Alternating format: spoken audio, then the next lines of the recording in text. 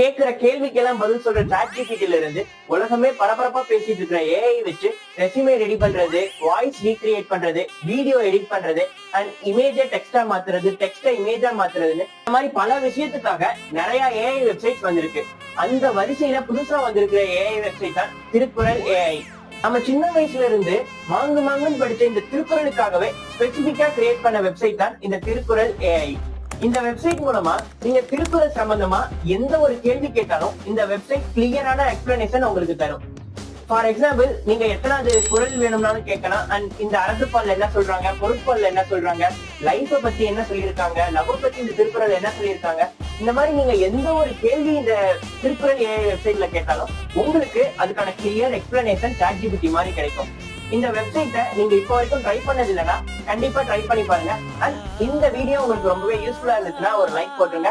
அப்படியே நம்ம சேனலை மறக்காம ஃபாலோ பண்ணிடுங்க.